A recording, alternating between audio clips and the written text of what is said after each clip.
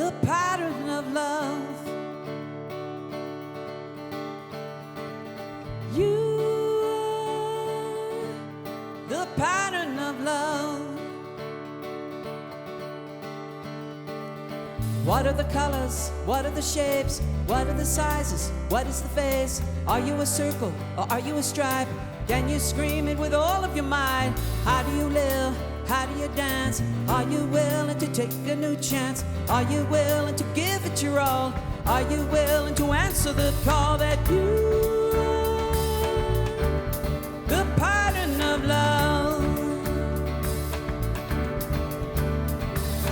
You are the pattern of love. If God called, would you pick up the phone? And if God said you're perfect, so just leave yourself alone, would you believe it? Or get scared and run on home? Or lace up your shoes and come out and play along, play along, play along? Would you come out and play along? Yeah.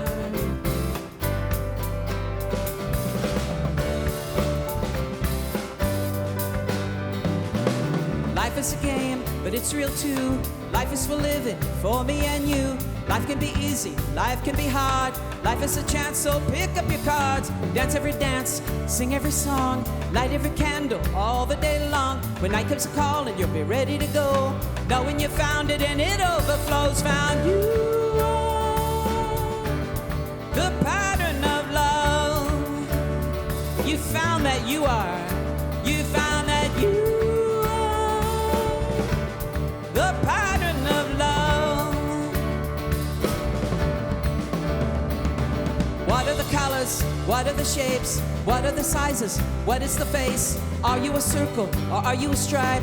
Can you scream it with all of your might? How do you live? How do you dance? Are you willing to take a new chance? Are you willing to give it your all? Are you willing to answer the call that you are the pattern of love? You are the pattern of love. It brings joy. Sing it with us. It brings joy to know you are the pattern of love. It brings peace to know. It brings peace to know you are the pattern of love. It brings life to know it. It brings life to know you are the pattern of love. It brings love to know.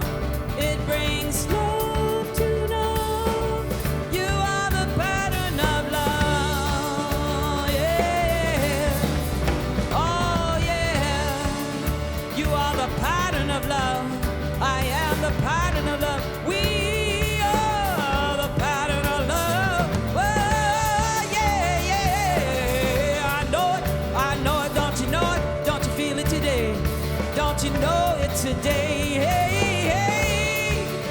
Oh, we are the pattern of love. Yeah, yeah, yeah. Oh, yeah. Oh, yeah. Thank you.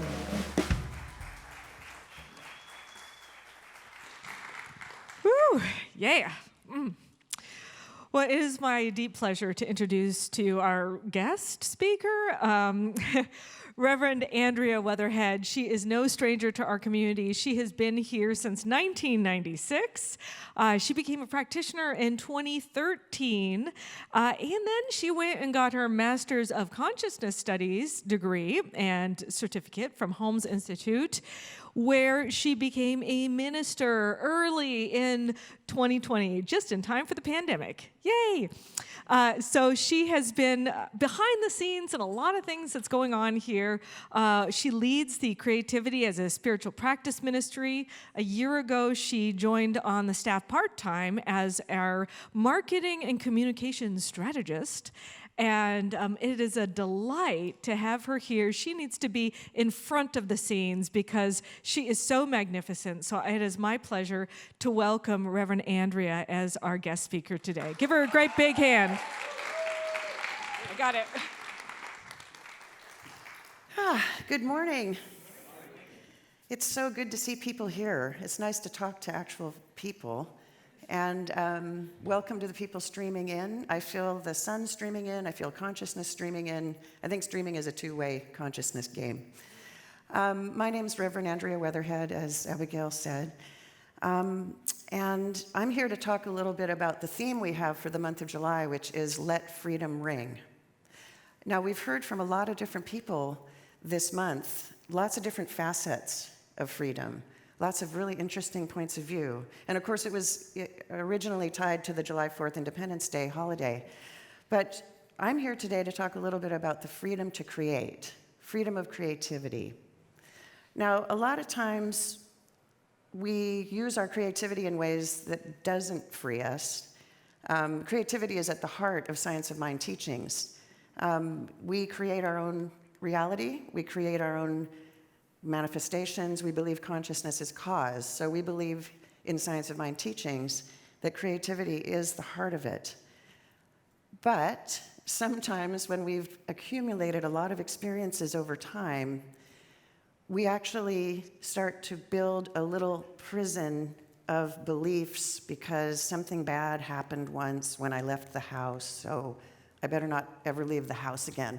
So you're in a prison of your beliefs that you have formed over time, which makes it harder for you to be free. Now, the whole spiritual journey of any person is to be free. So freedom is a really great topic to be able to speak about. If you can be free, what else do you need? So I'm here to actually talk about engaging in a creative practice in order to find that freedom, in order to commune with the great creator.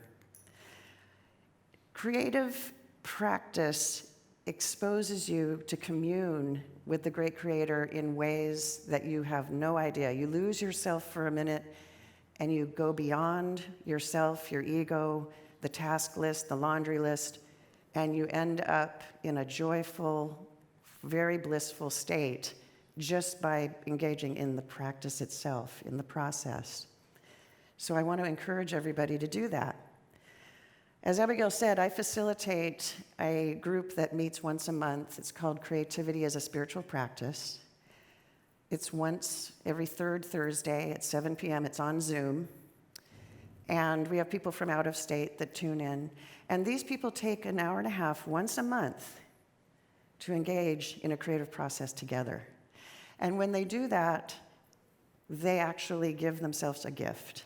And they discuss it together, and we have a lot of fun. And it's always different. But I find when I ask people if they would like to join, sometimes I'm recruiting to see if more people might want to participate. And I'll say, you should be in the Creativity as a Spiritual Practice group. It would be great to have you. And they say, well, I'm not really a creative type. I'm not an artist. It's not really for me. I can hardly even draw a stick figure.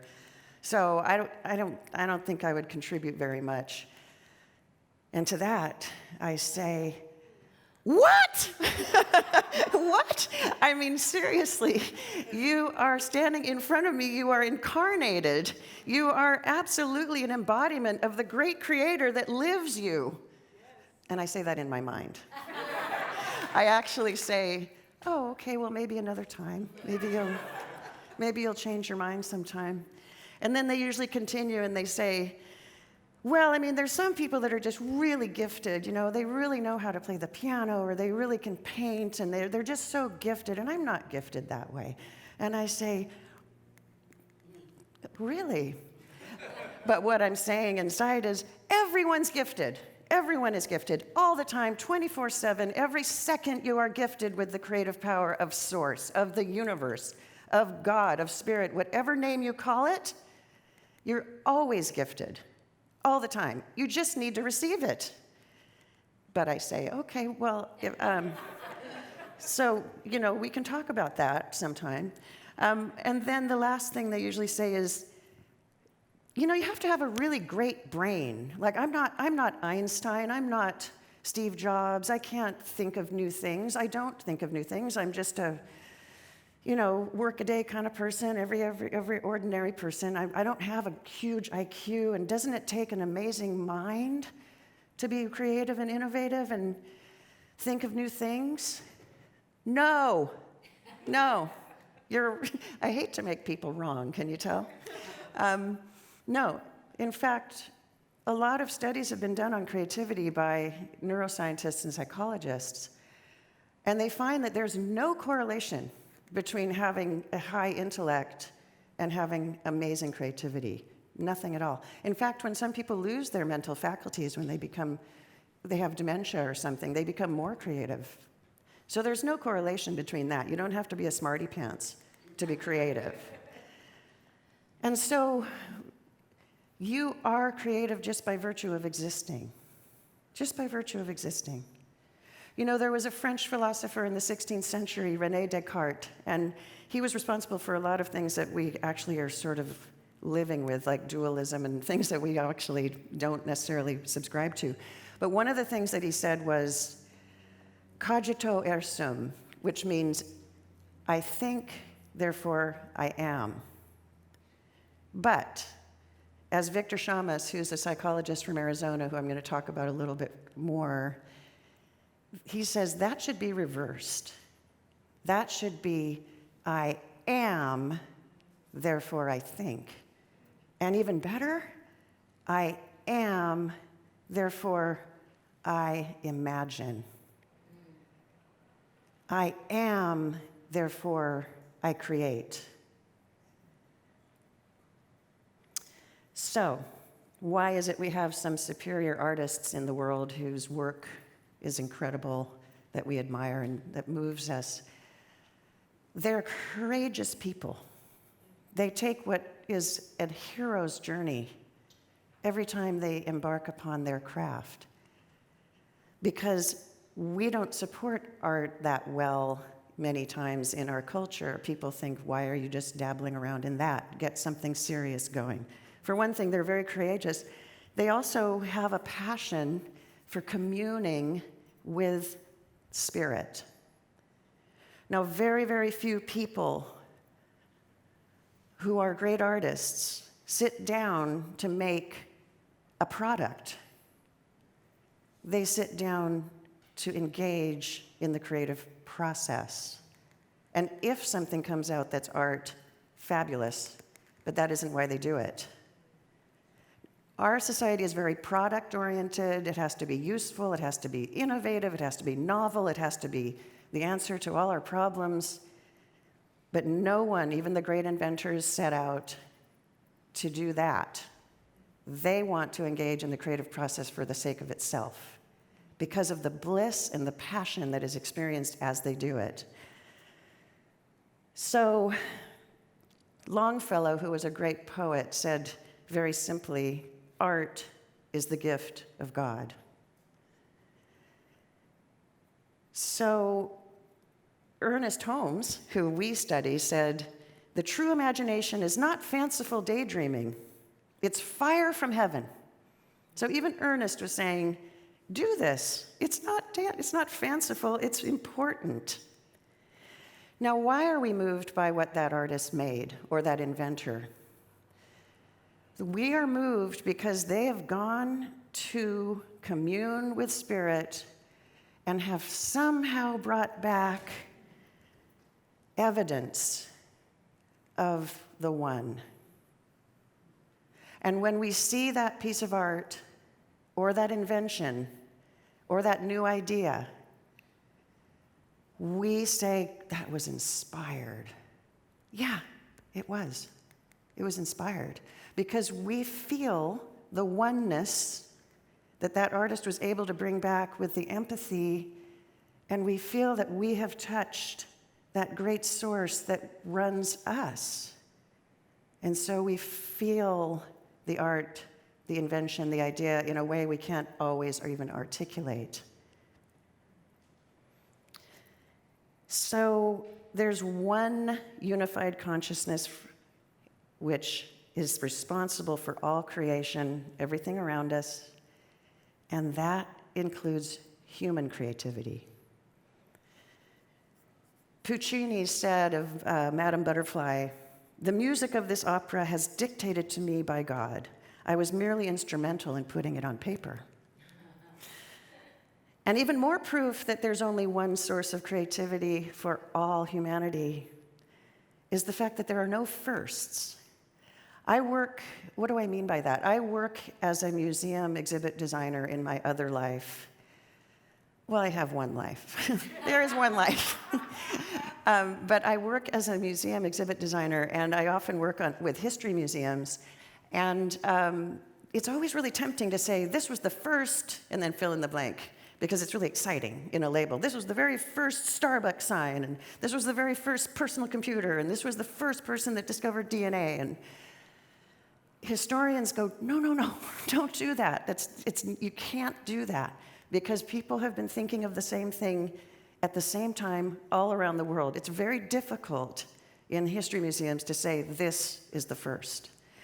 Showing that the one mind is creating through enormous numbers of people all around the world all the time, and those people are tapping in to the next new thought, the next new idea. Why are there pyramids in Mexico that look like pyramids in Egypt? When I was in Peru, the sweaters and the blankets, the patterns, are almost exactly like those in Norway. That's my heritage. It was weird. Half the world away, the same patterns. And even in a more mundane way, an anthropologist told me one time, a long time ago, that little kids around the world share the same cadence. Na, na, na, na, na, na. Everywhere. What? So, one mind, one creative source, lots of vessels picking up on it at once. And you can be one of those, and you are one of those. So I've been reading this book called Deep Creativity by Victor Shamus, and it is deep. And I would have thought he was a science of mind minister, but he never says anything about his spiritual practice. But he does claim that creativity comes from a source beyond, and he's kind of making an argument against science, which says it's a mental construct, where they've really analyzed a lot about the creativity in certain minds and certain habits and what do people do, and there's books and books and books about it. So he's making an argument, we know this, we already know this. So when I was reading the first half of the book, I'm like, yeah, I know, creativity comes from God, yeah. But he also has some really interesting points about cultivating your creativity. It's not a how-to book, it's a how-to-be book. So he has a lot of them, and I won't be able to cover them all in this time, but one of the aspects that you can cultivate is to practice self-transcendence, getting out of your way, getting out of your ego, getting out of your everyday tasks, getting to a place where you lose track of space and time. Now, all of you have something that you love to do, where you lose yourself. It doesn't have to be fine arts. It can be anything. It can be cooking. It can be gardening. It could be solving a software problem. But you all have a place. And Kandinsky, who's an artist I admire a lot, said, even as a child, drawing allowed me to live outside time and space, so I was no longer aware of myself. So doing something you love transcends yourself. And if you do that, you become unified with Source, and you're in bliss. It's a wonderful, wonderful experience, and you don't have to have a product. You just do it. So Ernest Holmes said, you have as much creative power as you allow to flow through you. So allow it. Love what you're doing. Love everything and everyone around you. In fact, Victor Shamus says a mantra for transcending yourself would be to go around saying, I love you, all the time, to things and people everywhere, all the time. You don't have to say it out loud in case it, kind of freaks somebody out in the subway. But I love you. Try that practice. Another place you transcend yourself is in dreams. If you can remember what's coming through, you weren't really there as you, as your mental you. You were there as your conscious you. And Paul McCartney he said that he just awakened to the song Yesterday. I was so glad you were playing Beatles songs earlier, Joel, because the song Yesterday, which was a huge hit, maybe one of his most important, came to him when he was awakening from sleep. And in fact, our own James Howard, our guitar-playing friend, said on Facebook the other day, "I write songs in my sleep." So I immediately wrote back, I want to hear more about that. So you can also take drugs. You can take drugs to transcend yourself if you want to take plant medicine or you want to get outside yourself. Now, I'm not saying that you should do that. It's not legal in a lot of places, but it is a place where people do transcend themselves. And people like Samuel Taylor Coleridge, who was a great poet who wrote The Rime of the Ancient Mariner and Kubla Khan, he wrote a lot of that when he was on opium because he got out of the way. He didn't take opium to do art. He was actually being given opium as a prescription for a problem he was enduring, but he became addicted. So a lot of his art is affected by that because he is out of his way. And then there can be something very surprising that takes yourself out of yourself. I was teaching up in the Sierras when I was a camp counselor for a camp up there for alumni from the college I attended. And I used to teach art on a deck, very casual, watercolors, pen and ink. People would show up in their shorts and t-shirts and want to know a little bit about art. And so one day this woman came and she walked up and she was really put together. An outfit and beautiful makeup job and her hair was perfect and she came in and all the other frumpy, schlumpy people whispered to me and said, "That's Estee Lauder's daughter-in-law." Oh, the makeup magnate. Wow. And so she sat down, but she was one of the most uptight people that I'd ever tried to get to try anything. And she was just hesitant, and I was trying to talk about improving your perception and really looking at true colors instead of what people tell you they should be. Rocks aren't gray, they're actually orange and yellow and purple up here in the Sierras, things like that. When suddenly a chipmunk from about 50 feet up at least chewed off a pine cone that was full of sap, and it was about this big. There's these big Jeffrey pines. And it came crashing down on the table and upset all the paint and the ink. And she screamed, and the India ink went in her mouth and all over her face and all over her clothes. Oh my Lord, I was just like, of course, it has to happen to her. Well, yeah, of course it did have to happen to her because she then started laughing uncontrollably, just laughing. What a good sport she was. And she had to go take off this outfit, and her hair was all messed up. She had to wash off all her makeup.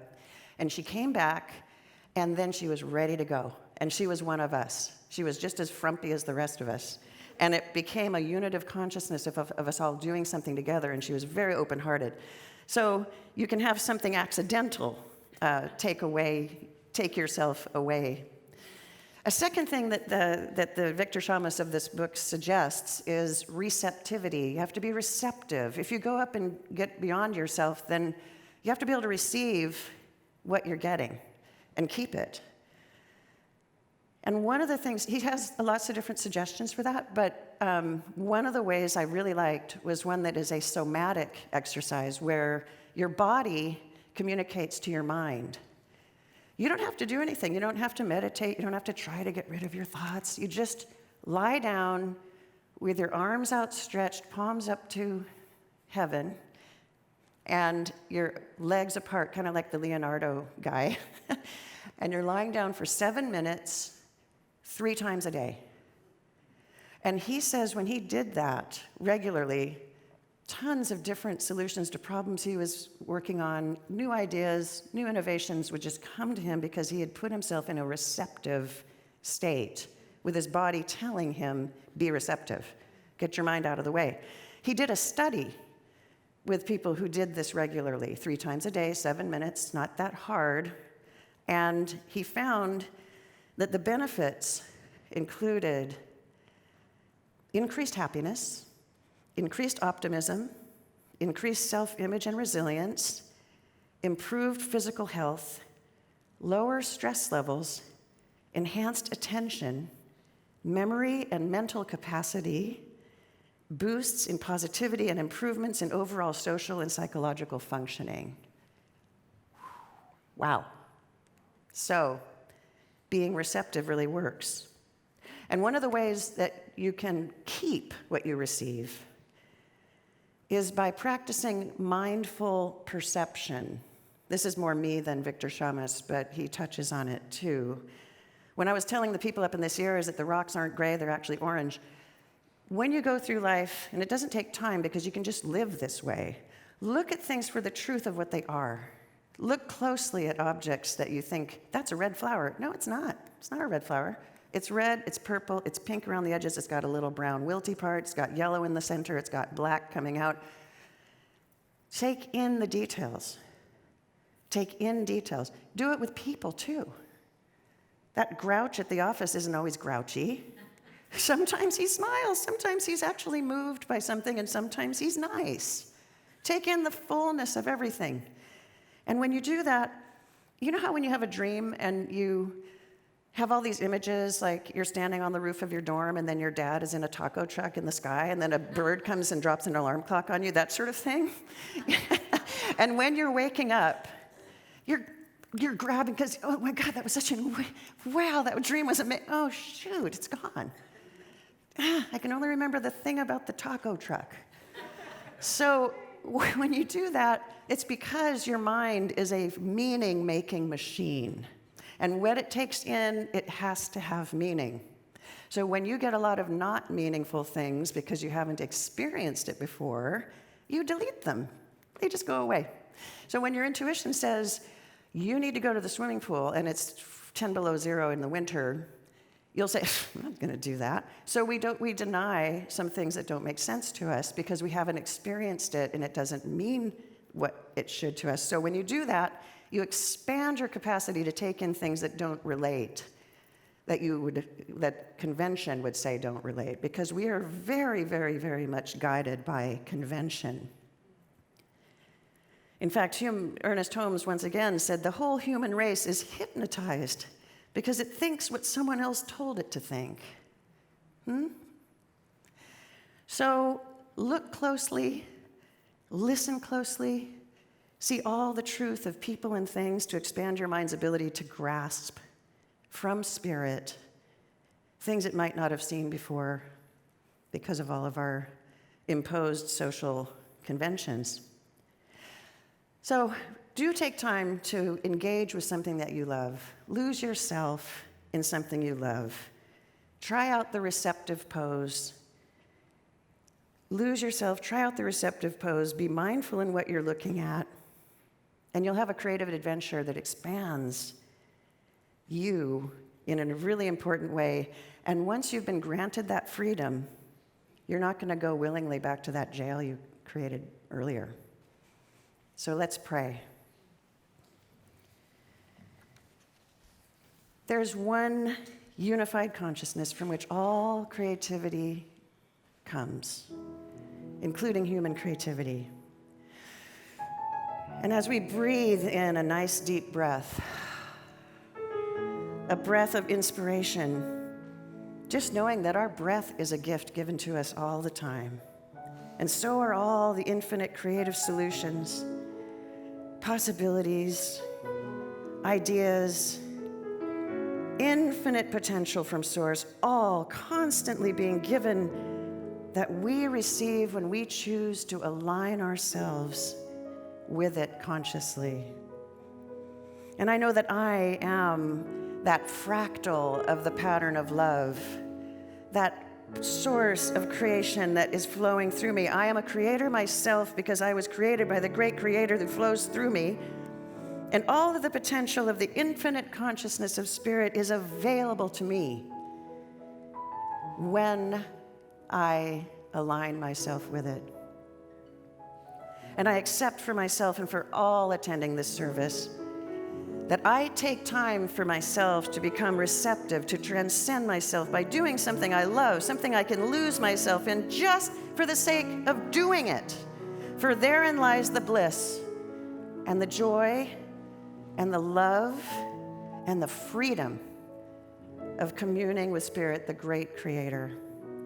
I'm so grateful for this amazing source of life, for all the answers to all the questions we have constantly flowing through me.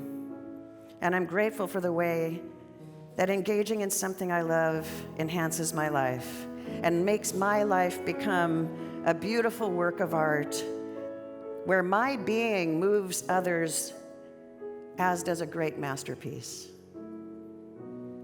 So I let go of convention, I let go of my ego, I let go of my need to control, and I allow it to speak through me. And I become comfortable with not knowing, because simply being in this state of consciousness is the reward. And I release my word knowing that for each and every one, there's a perfect place where we lose ourselves and we take time to engage with Spirit. And once we've been in communion, our lives are never the same. We're set free with newfound wisdom, beauty, love, and for that, I give God thanks. And so it is.